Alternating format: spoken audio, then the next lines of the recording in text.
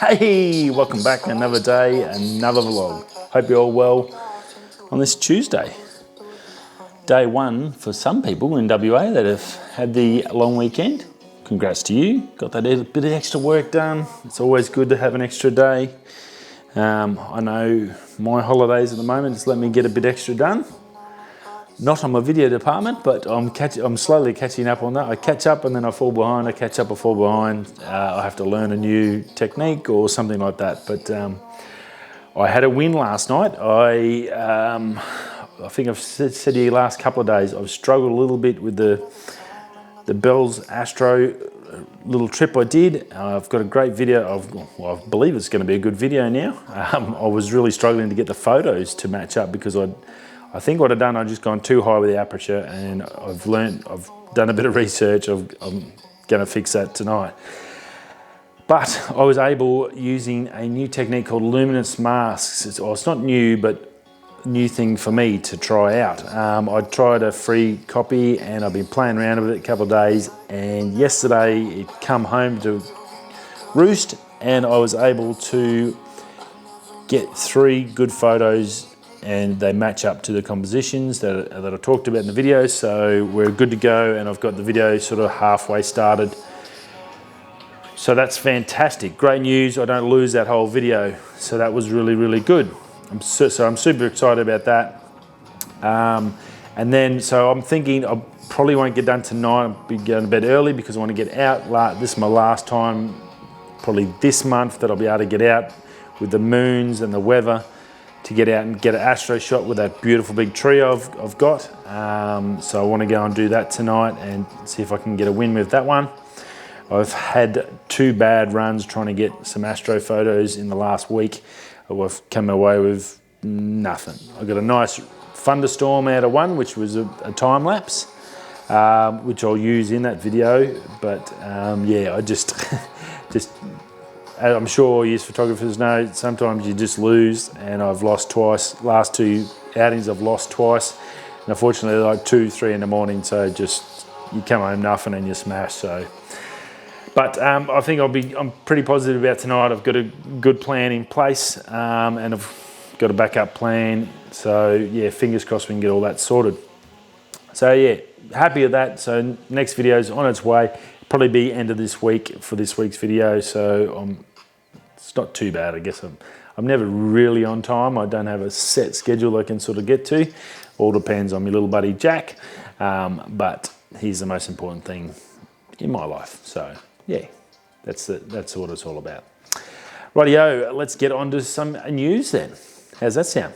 Rightio, Joe Biden, we thought he was done and dusted in the Democratic elections, or the pre-elections, or whatever they call it when they're trying to work out who's going to go against Trump. He had a big win in South Carolina yesterday, and it's brought him right back up to the top of the pack for them. There's only 5 left. 3 bowed out today. Steyer, Klobuchar, which I'd really never heard of, but Bettinger as well. He was Mayor Pete. They all called Mayor Pete.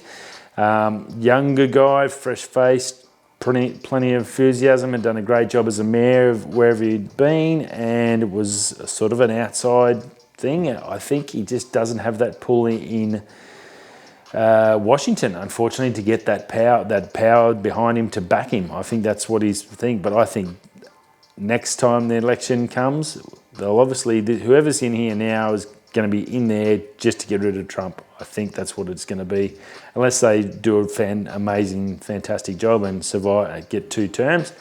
But I think Mayor Pete's someone definitely for the future that the American people will definitely look to, and I think he would do a pretty good job. He seems like a nice guy. But he's pulled out, so that was a little bit strange. I thought he was pretty close to the mark, and there's a couple left in that 5 that I would have put him well above, so a little bit strange in that regards. But yeah, look, you're going to have, I think it's going to come down to Biden and Bernie Sanders. So Joe Biden, Bernie Sanders, and my thoughts on it, I don't know if anyone needs it, or, well, I'm Australian, so probably no one really cares.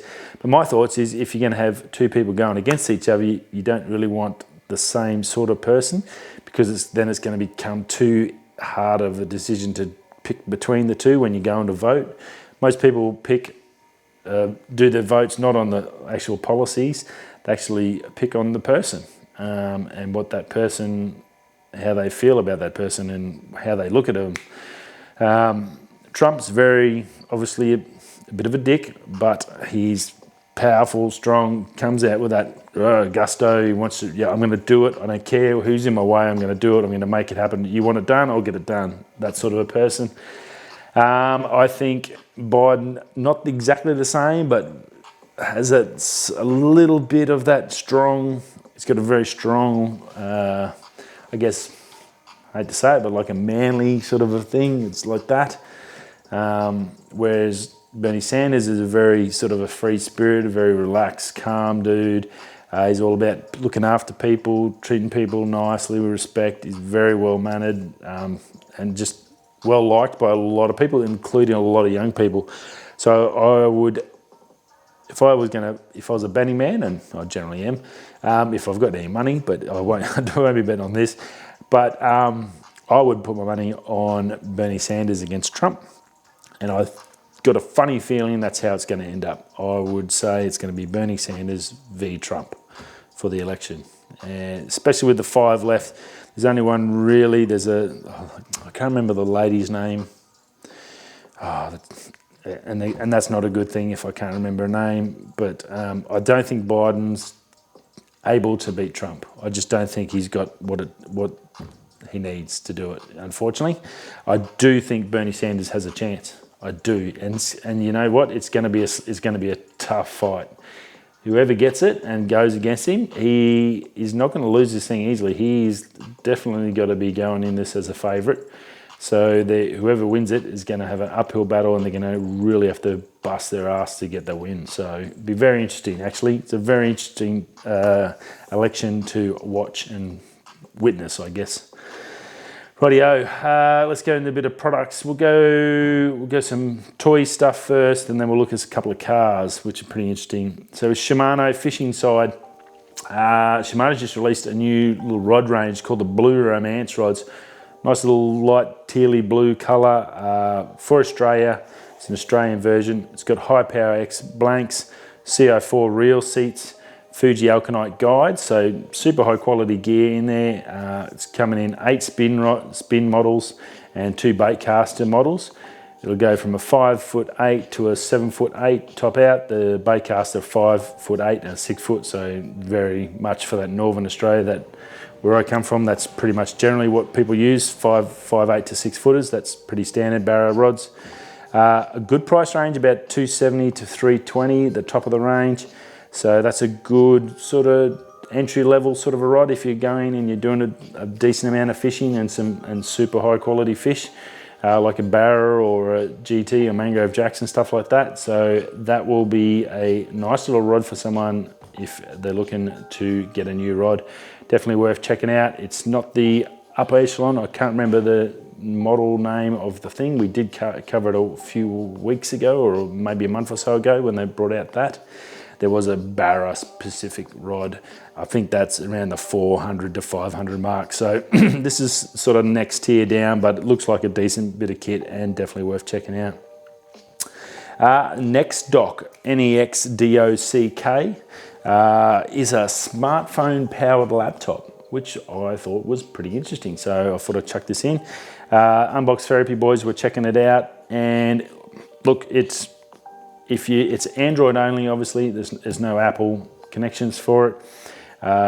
The phones have to have a desktop mode in them so you can use it.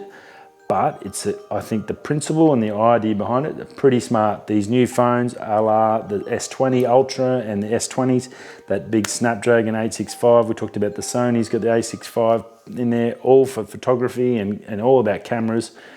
But a massive amount of power that I guess 90% of the time is not going to get used. It's a $1,500 to $2,000 phone. You're going to pay $1,500, two grand for a laptop, or you could buy a top of the range phone and buy this laptop shell. Now it's $229 US on their website. It was a Kickstarter, it's now into a website. They're looking at a July 2020 shipping. Comes with a battery in there. I think it's a 4600 milliamp battery in the laptop. So decent battery, and basically you just plug it in by USB-C to your phone, and then everything it'll come on there. It's got a touch screen. You can use your phone for a touch screen if you want. It's got a keyboard. It's got everything. You can get a US keyboard or an international keyboard. It's now available for pre-order. Looked like super high quality. Bezel runs round. There's no sort of big bezel on it, like the old Apple MacBooks and stuff like that. Keyboards quality, good sort of shell, packaged well. All the cables come with it. Look, it's just a great option, and I think it's a little bit of forward thinking and smart with all the grunt that's going into these phones. How can we why do you need to buy two different things? You've got one portable device that got all this grunt in it. Now we can use this, just have this shell for when we need it and plug it in, and away you go. And the beauty of it is, I guess, you have one spot for all your data to be stored, and it's all there to go on your phone. So, look, I think it'll work. If it does work and it works well, I think you're going to need like the high-end model of phone. But if you're saving yourself a couple of grand on a laptop, well, then I guess you can afford to get that top-level phone. So, look, if you're into that and you're constantly carrying a laptop and a phone and sick of paying 5-6 grand for both of them, this might be a way to cut back a couple of grand and just buy one unit and then have the laptop in the case ready to go. And when you need to, you can do your thing. So check it out. Cars. We're going to the Renault first. Renault Morphz. It's a mini SUV, much like a Tiggan or a RAV4 or something like that. Difference is, as in the name Morphz says, they're looking at extension. So the front wheelbase will extend out by 25 centimeters.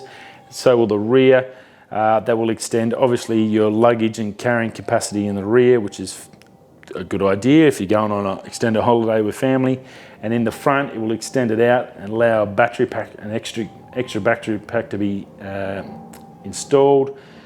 So you can go longer range, I think from 400 to 700 kilometers by adding that extra backpack in when you extend it. Now it's coming through France. It's obviously a prototype and doing stuff, but a very interesting idea. And they have places where you can drive up and it'll automatically shove this thing up into your car, battery pack, and off you drive. I think if it did come to fruition, that's probably going to be a way down the track before you could even have something like that. You imagine the cost of battery packs, and then people would just go and steal the things from the hole in the ground. But to get how easy it would be to fit it at a service station or whatever, go and get one fitted before your long weekend and a long drive, yeah, it may be good. Maybe you could rent it, might have some sort of rental service. You could just drive in, get it out, and then take it back out at the end and just pay a fee. So there's definitely a lot to look at in that, and I guess a lot of ideas coming through Renault and Nissan. But looked good. Had a little bit of a top-end shell to the 1DX, the Nissan 1DX, which was basically a Dado they never made, which I'm still pissed off about. If you're listening, Nissan, make the friggin' 1DX. I need a car too, that'd be lovely. But yeah, look, something different. Now, the only other pretty funky stuff about was the passenger seat, obviously sitting forward. When you extend it out, what it'll do, it'll roll up. So the legs become the headrest and the headrest becomes the legs. And then you can be facing your passengers if you're on a long drive. So that was pretty cool as well, I thought. Pretty smart thinking. And your phone controls everything. So how you put your phone, you put it on the dash, it sort of lowers into the wood dash, and then however you've got the car set up in your phone, it'll recognise you and it'll set up your length, steering, screens, what you have on each display will all be personalised to whatever the phone is. So I thought, again, that's pretty cool, and that's probably something that will come into our cars once we all go electric and down the range and Tesla eyes and stuff like that. Speaking of Tesla, let's go into Tesla. Big thing from them.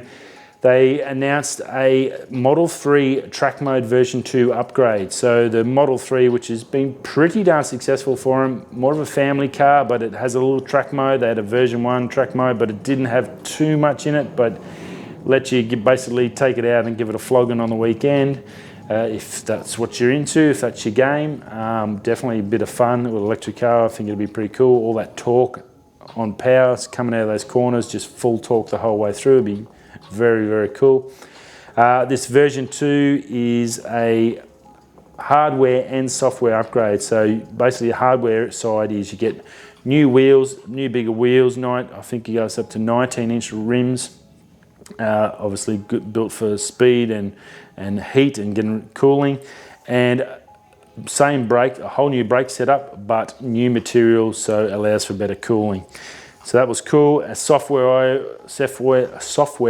sorry, the updates will let you basically customize everything. It'll come in to let you adjust power levels, front and rear, steering, stability, basically a myriad of things you can come in and personalize to suit however you want to your driving style and your abilities, I guess.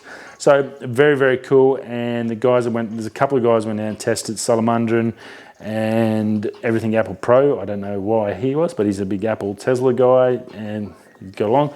But yeah, I think they were pretty impressed with that, and a hell of a lot of fun with an electric car that can race and handle the heat and keep bouncing back, which is generically a lot of the electric issues. Is they're fine, but once they get hot, then they're pretty much done.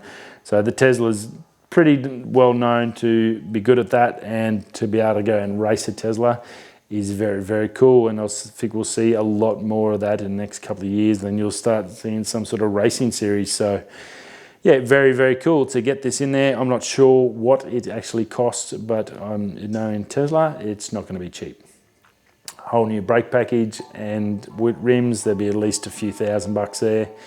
I'd say 5 to 10 grand at least for this little package, Australian, if not more. So if you do have a Model 3, there's a good option there. Might save up and give yourself a Chrissy present.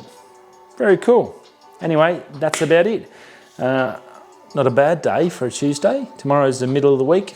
Hump day already. Jesus, bloody years is flying. We're into March and it is smashing through. Good news for all you barra fishermen out there. Doing the Classic or the Nationals this year, the rain's been pretty good out of the Daly River. I keep an eye on that through the guys on Instagram, and I think the river got up to 8.8 metres the other day, so there's water flowing through, which is fantastic for the fisheries. Means those barra are going to be able to feed, breed, and do all what they need to do. The river's going to get a bit of a clean out and flush all that crap out of the system that's been sitting there for the last couple of years with no rain and no water. So that's fantastic, and that whole floodplain and health of that system will be much better for this rain. So if that cyclone comes back again, even better. It should come back in there, drop a little bit more on it. But it's been a good, decent wet so far. A little bit more would be awesome. But yeah, you definitely can't complain at the moment. But it's looking a little bit better for the fishing this year. Can't wait to get up there for the Classic. Your beauty. Rightio guys, it's another day, another vlog. We'll see you all tomorrow, Wednesday, for Hump Day. Have a great night. Stay safe, and we'll see you soon.